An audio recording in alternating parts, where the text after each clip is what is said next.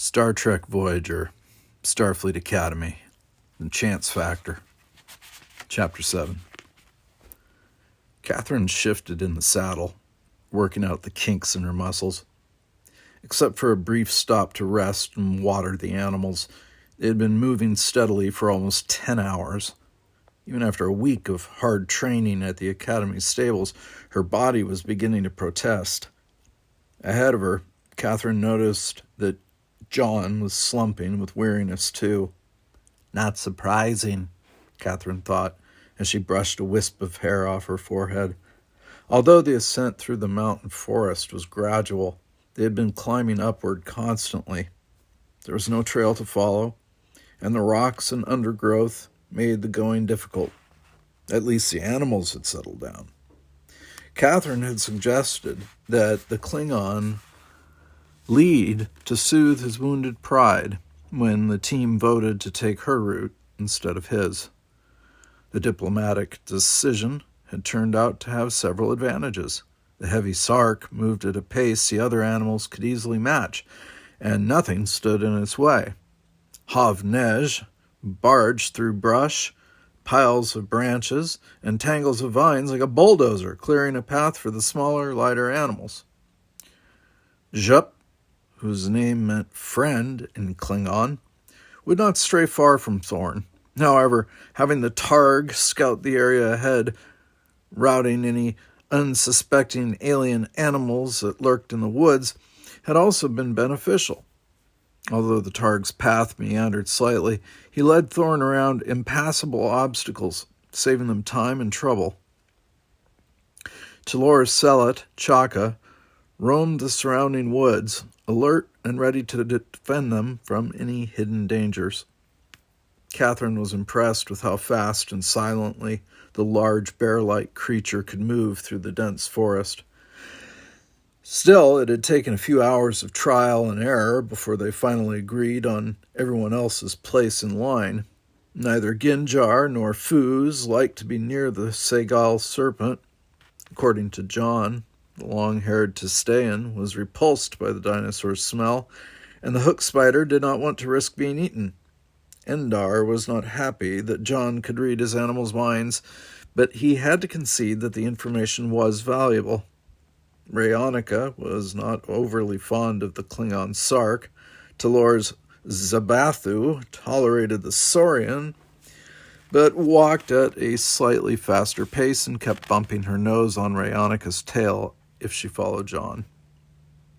After shifting positions several times, they found an order that worked. Thorn led, followed by Talor, then John on the serpent. Tango, who didn't mind Rhayonica, provided a buffer zone between the lizard and the Testayan. Endar had objected to being last until Thorn pointed out that the front and rear positions were both open to attack. As warriors, they were obligated to ride point and rear to defend the rest of the group. Foos clung to Endar's head, basking in the sun, and John's sandbats remained quiet in their bag. The hawk had spent most of the day soaring on the light winds. Like Chaka and Jup, Fiona was on guard and ready to screech an alarm at the first sign of approaching trouble. "Maybe we should start looking for a campsite?" Kathryn was careful not to make it sound like she was giving an order. As the day had progressed, she had discovered that everyone was open to sensible suggestions, even Thorn and Endar.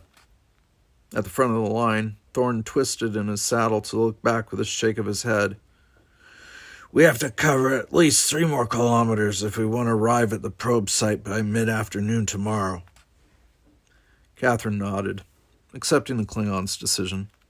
Thorn had demonstrated an innate ability to calculate the time needed to go a given distance.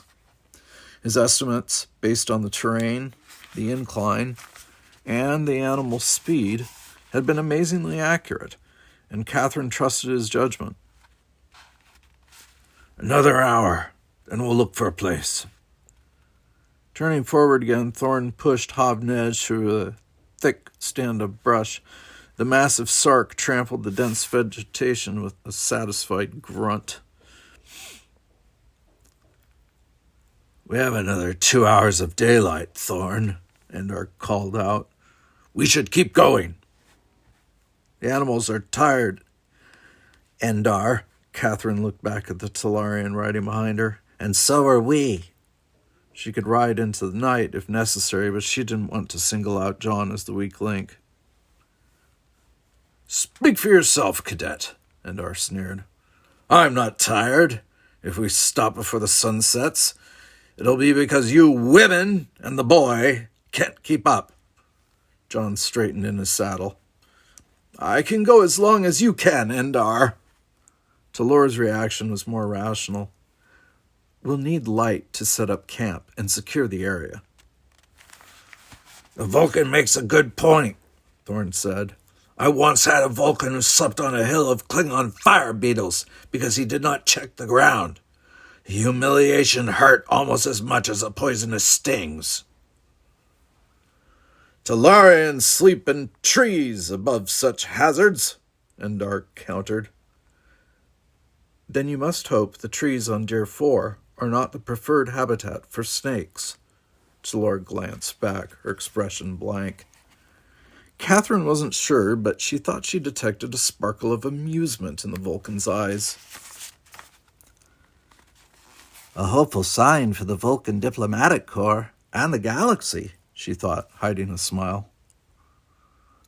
Or carnivorous birds. John didn't bother to hide the amused smile he beamed at the Talarian. Kathryn was pleased that the young Betazoid was opening up enough to defend himself. Endar, however, did not appreciate the teasing and had to have the last word. That's why Talarians tamed hook spiders.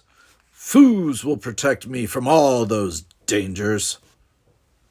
Sighing, Kathryn settled back in the saddle and let Tango pick his own way. Obviously, the team had not come to terms with all their differences, but they were on schedule. That was a major accomplishment, considering. With luck, the rest of the mission would be uneventful. But luck changes like the tides on Earth, Kathryn reminded herself as they rode up a rocky incline an hour and a half later. To her left, she saw the orange sun of Deer 4 sinking rapidly toward the horizon, and they had not found a suitable place to camp. The terrain had changed dramatically the minute they had started looking. We'll sleep on rocks if we have to, Thorn muttered. Kathryn peered at her map, trusting Tango to follow the others over the uneven land on his own. It looks like there's a level spot about 1 kilometer ahead to the northeast, and there's a small stream not too far from it. It'll be dark before we get there, Talor stated the obvious. I don't think we have any choice, Talor. We need water, and the only other alternative is to go back. Not acceptable! We would lose too much time! Endar gloated over the victory. Unexpected circumstances had given him. Because we kept going, we're now 2 kilometers and almost an hour ahead of where we would have been. The Talarian was right, Kathryn realized, suddenly remembering Commander Roberts' discussion of the chance factor. She'd forgotten that lesson, and like everyone else, she'd assumed they'd find a good spot to spend the night once they decided to stop. But Deer 4 had thrown them a curve. They had reached a steep, barren area on the mountain with few trees. No grass, and no water. Chance had pushed them onward, giving them a head start on tomorrow. But now they were tired, the path was treacherous, and it was getting dark. With no moon to reflect light, it would be completely dark. A dozen dangerous surprises could be waiting for them on the trail ahead. The chance factor, as Commander Roberts had said, was a constant. The unpredictable and unexpected was always there waiting to happen. But, Kathryn thought, as she whistled for Fiona to return from the darkening sky, it's foolish to think that chance will always work in your favor. It wouldn't. And it didn't. The Benirium hawk came in from the south. Beyond Kathryn, flying low, Fiona swooped too close to Endar, startling Foos. The hissing spider leaped to to the attack off Endar's head and barely missed striking the hawk with its poisonous mandibles. Kathryn gasped as the shrieking bird swept upward and the spider nosedived into the ground. Tango frantically backed up and broke out into a nervous sweat when Kathryn ordered him to stand still. Spotting the stunned insect, it's a spider, it's an arachnid, not an insect. An arachnid, not an insect. John's serpent whirled. Her 3 heads moved in perfect unison as 6 eyes focused on the spider. Endar leaped from Ginjar's back. With 6 hooves flying, the Tistain bolted with Chaka in determined, howling pursuit. The Talarian boy scooped Foos up an instant before one of Rayonica's 3 tongues could snag him for a snack. John's leather bag popped open as he desperately tried to pull the serpent's center head up. 2 enraged sandbats took to the alien skies, circled, and buzzed the Zabathu. Shami, bucked as a bat, zoomed over her head and kicked Hovnej in the flank. The Sark squealed and reared, sending Thorn somersaulting backward over her rump to land with a painful jolt on his own hindquarters. Jup trotted over with a worried grunt and began licking the Klingon's reddening face. Diana Gallagher and Martin Burke, you can write this stuff, but it's so hard to say it. Kathryn glanced around in open-mouthed astonishment as Fiona landed on her gloved hand, shook her wings, and blinked innocently. Aside from bumps and bruises, no one had been seriously hurt. The Selot had overtaken the slower Tistain and was herding it back to the group. Endar stroked the purring spider as it climbed onto his shoulder. John held a sandbat in each hand, calming them with his thoughts. Talor had dismounted and offered her hand to help Thorn. He ignored it, jumped to his feet, and winced as he swung back onto the Sark's back. Reining Hovnej around to face the witnesses, Thorn glared, "I will get revenge on anyone who dares speak of this, ever!" No one said a word as they mounted up. They had more important things to worry about than Thorn's embarrassment and bruised posterior, Kathryn realized, as she urged Tango up the slope. The sun sank behind a distant mountain, blinding them in a moonless darkness. The chance factor could turn their diminishing hope for success into certain defeat in mere seconds. It was a lesson she would not forget again. Chapter 8. Aches and pains were the order of the day. No one complained out loud, but as they continued up the mountain the next morning, Kathryn could tell that everyone was stiff and sore after yesterday's long, hard ride. The chance factor, Kathryn reflected, had been working overtime against them. They had made camp on the first flat area they had found with trees. However, except for the Tistain, the riding animals couldn't negotiate the steep, rocky banks down to the stream. The team had had to fetch and carry canvas bags of water up to them.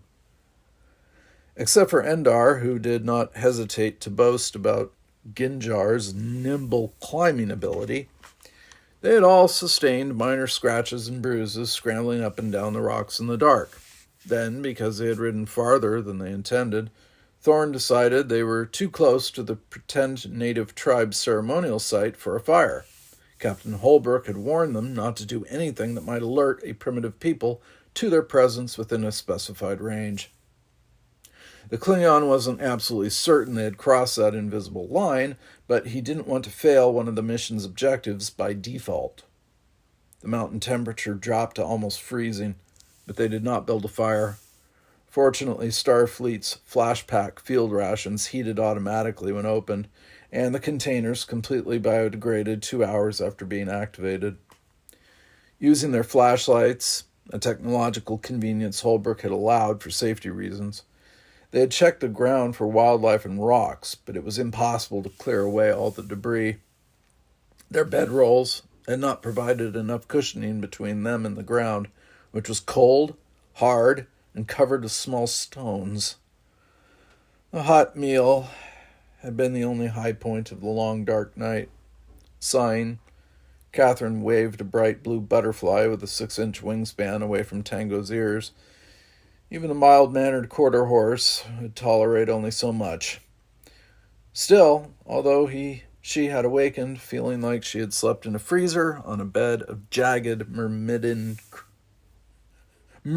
crystals, she was not as miserable as Endar. The Talarian had stubbornly perched in the forked trunk of a sturdy tree to sleep. He had not encountered any alien snakes or predatory birds, but he was apparently allergic to something in the bark. He woke up to find his face and hands covered with hives. Worried in spite of Endar's condescending hostility toward her, Kathryn glanced back as Thorn's trail curved around a large rock outcropping. The ointment Talor had in her Vulcan medical kit seemed to be working. The red welts on the Talarian's face were fading. Well, hopefully the itching will stop soon, too, she thought. Endar was difficult to get along with under the best of circumstances. Embarrassed and covered with itchy red bumps, he was impossible. "What are you looking at, cadet?" Endar snapped. Do you want some more of Talor's medicine? Kathryn asked evenly. No. Mind your own business. Shrugging, Kathryn turned her attention back to the terrain. They had entered another section of forest. The trees were taller, and there was less underbrush than they had found at the lower elevations. Still, the gradual but constant upward slope slowed their pace. Thorn kept glancing at the time in the map and frowning. Even though their campsite had been uncomfortable, it was probably a stroke of luck that they had covered the extra distance yesterday. They were losing ground today. "There it is!" Thorn pointed as he steered Havnej into a small clearing. Kathryn reined Tango in to stand beside Rhaonica as everyone had paused to look. She didn't know whether the animals had finally gotten used to one another, or if they were just too tired to waste energy throwing tantrums, but they all stayed quiet. High on the mountain in the distance, the ceremonial ledge jutted out from a sheer cliff. The surveillance probe was hidden in a cleft cut into the face of the rock. Kathryn guessed the site was about 5 kilometers away, as a Benirium hawk flies. Getting to it was not going to be a straight shot for the riding animals, she realized as Endar called their attention to the downward slope of the terrain ahead. A deep, impassable gorge ran between the mountain they were on and the mountain height that rose before them. Which is the shortest way around it?